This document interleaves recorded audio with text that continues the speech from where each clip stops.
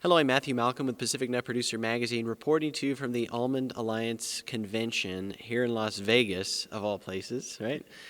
A bunch of almond growers and industry representatives were gathered here and having a good time. Wanted to, talking about the almond industry, where it currently stands, and with the new administration coming in, what can we expect? I mean, for our export market, we've got this trade dispute still, hanging, and we continue to bring in almond production-wise just larger crops than ever before. Obviously, Almond Board is doing your very best to get to open markets and keep the product moving, but we obviously need some more help here. And so what can we expect in the near future of this administration? Right. Well, it's really a challenge.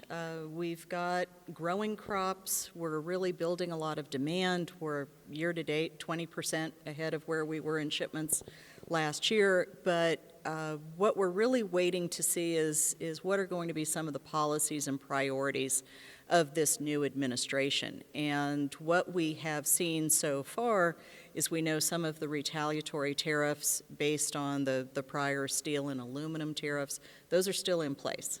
And so in several markets where we're operating, we're still dealing with, for example, in China, a 55% retaliatory tariff, rather than the 10% that had been in place earlier.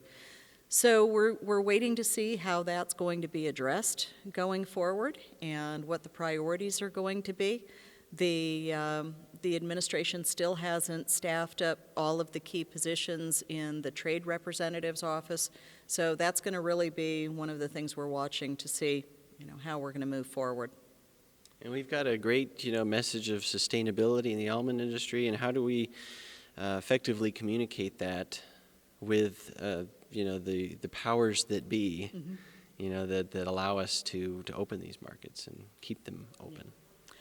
You're absolutely right. I mean, what we've already done in terms of grower practices and even the regulatory environment in California, we're already on the path to achieve a number of the goals and objectives that have been established not only in the U.S., but in a lot of our partner countries.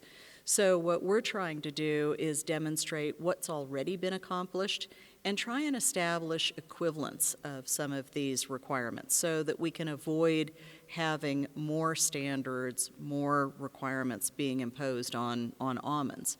It means benchmarking what we're doing against standards that are overseas, and we've been successful doing that as well. But I would say that I think with this new administration, we're going to see a lot more focus on climate, on sustainability.